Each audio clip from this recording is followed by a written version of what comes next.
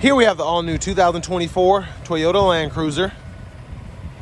Now this one comes in the 1958 trim level. We have the ice cap paint, and then we have black cloth interior. For the powertrain, we do have the hybrid setup here, the iForce Max. So that's a 2.4 liter turbocharged 4-cylinder hybrid engine made into an 8-speed automatic transmission.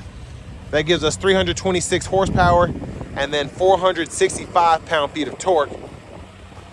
But as we come around to the front end here, love the styling. I will say that. We get the LED headlamps along with LED daytime running lights, LED fog lamps. And just a nice design here. It looks futuristic, but you can still kind of see the resemblance to the outgoing Land Cruiser. Even though it doesn't seem as wide and as bulky, it's not as small as it looks in pictures. Let me just put it that way. Now down here we have 18-inch alloy wheels. Like the running boards here. Passive keyless entry on the front. We have one-touch automatic up and down windows on all 4 doors. Rear window lock is there. Power door lock controls. All of our power mirror controls are here. We can set that to auto to fold and unfold. And with the power fold, you also have those blind spot monitors integrated into those mirrors as well. Automatic high beams, trailer brake controller, fuel cap, hood release. And we have a manual tilt telescoping steering wheel. Sorry if you hear the wind noise, it came out of nowhere. I like the illuminated footplate here. And there's our manual driver's seat. This wind is crazy. It legit just came out of nowhere as soon as I started filming, but that always happens. I want to give a big thank you to John Roberts Toyota for allowing me to review this Land Cruiser today. I'll leave a link below to this vehicle in the description, or to their inventory, excuse me. And then if you're looking to get the best price on one of these in your area, just make sure you click on that link down below. It takes a minute or two to fill out the info, and then we'll get the local dealers fighting to get you that best price on one of these. But I'm 6'3". We're gonna check out this rear seat room. So not too bad of a hop up in here. Tons of headroom. Seat back pockets are on both sides. Leg room's pretty good, and I like that the seat itself is pretty cushy. So if for whatever reason you do have to be back here and you have longer legs like myself, you can scoot in here and it's not terribly uncomfortable. Now over here we have our rear AC controls, fan speed. We can turn the system off, adjust the fan direction, then temperature here. 12 volt, 2 USB-C charge ports. And I like the gloss black here, how it says Land Cruiser, that's nice. And there's a view of the front from back here. Into the middle seat. Bottle holders are there. I like that we have the LED lights, fans integrated, or excuse me, yeah, the fans are right in there. And then we have a hanger for a shirt, pair of pants, uniform, whatever. Now this is interesting. Because we don't have a third row in this one, the vents are still here, which is nice because then you can just face it this way. Or if you have your dog or whatever back there for whatever reason, you can have those facing that way as well. But interesting that we still get that in the back, even without the third row.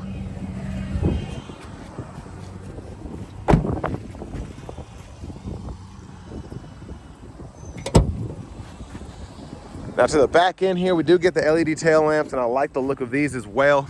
Going with the new Tacomas, the new 4Runners, I like the new tail lamp designs because Toyota's been having pretty tried and true designs on their vehicles for the last 10, 15 years on pretty much everything except the cars. When you think of the 4Runner, Tacoma, and all of that, and the Tundra. So I like these new designs we're getting here. Bottle holders in the back, USB-C ports, and again, it's nice to have that even though we don't have the third row here. So if I lift up here, storage is right in there. And then we have a 120 volt 3-prong plug in there. Additional storage underneath here, if you can see that. And then this does have the cargo organizer, first aid kit. Everything you need for a nice adventure. And it's crazy, this wind legit just came out of nowhere and it will not stop. Now if you ever want to just pop the glass, that's how you do that. Just shut it back. Again, that button's right there. And then a quick look underneath the Land Cruiser, spare tire, and there's the exhaust. So in a lot of ways, this does remind me of the outgoing Land Cruiser, but it's just, I don't know what it is. It looks smaller, but it doesn't feel that much smaller. Now grab this handle here, and then you can tumble the seat, or you can just have it flat like that. And then your top tethers are there. And then your lower latch anchors are Velcroed behind this. Yeah, I apologize for this wind. I've never seen a wind that just keeps going and will not stop. At least not here in Middle Tennessee. We don't get that often unless a storm's coming, but manual front passenger seat, lockable glove compartment. All the books and manuals are right in there.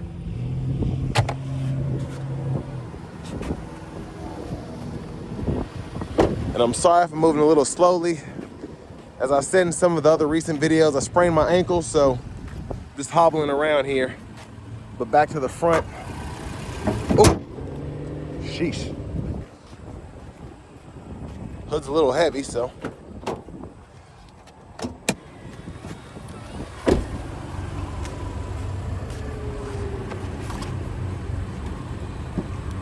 There we go. It's hard to adjust like that, but there's a 2.4 liter iForce Max engine.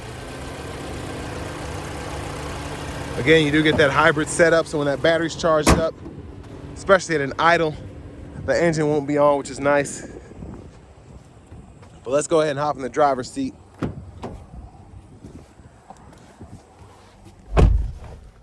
So as of now, the engine is cut off. There's the horn there, leather wrap steering wheel. Like the design here, again, reminds me of the older Land Cruisers. I just feel like it's got a more beefy, bulkier steering wheel, which I like. Now over here to the radio, we have the navigation subscription you can set up if you want to use that. We get AM, FM, XM radio, Apple Music, Amazon, all of that. Free music, get play-by-play. And then you can set all that up as you so choose. Then when your phone's connected, you can use that. You do get Apple CarPlay and Android Auto as well. I believe the Apple CarPlay is wireless. Backup cameras there. I'm surprised we still don't have the guidelines that follow the steering wheel, but no big deal. Hazards are here. And then we do have dual zone automatic climate controls, 3-stage heated front seats, and then your heated steering wheel toggles there. It's interesting that this is on the right side as opposed to being over here, but whatever. I would have put the auto over there, but that's just me. It's little things. And then you do have buttons here, which I like. You can adjust the fan direction, so on and so forth.